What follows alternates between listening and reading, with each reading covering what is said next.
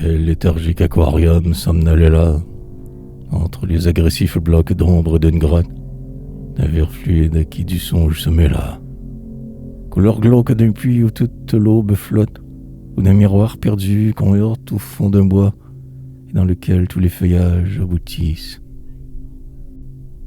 Aquarium en fièvre, aux muettes parois, où des brumes sans cesse et des tulles se tissent.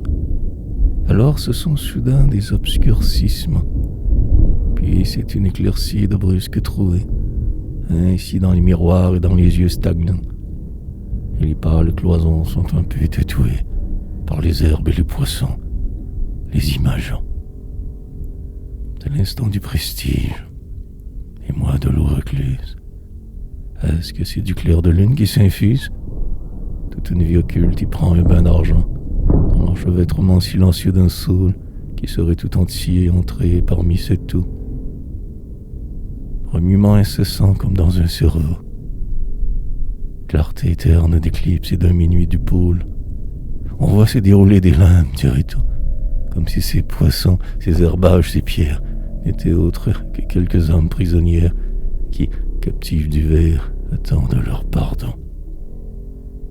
Des âmes s'épurant comme à demi damnées, dans ce bassin opaque où s'exila leur sort, lieu qui n'est plus la vie, qui n'est pas la mort.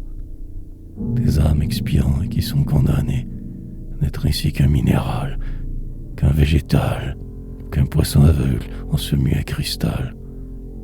Et l'on voit chavirer ces âmes somnambules, s'évertuant sans cesse à se sauver un peu de leur forme aviliant cet abîme bleu. Combat obscur. Et ces intermittentes bulles qui faufilent de lentes gouttes d'eau s'emplissent ne sont-ce pas des pleurs, rosés expiatoires, des âmes qui font là comme leur purgatoire, larmes montant la surface de l'oubli.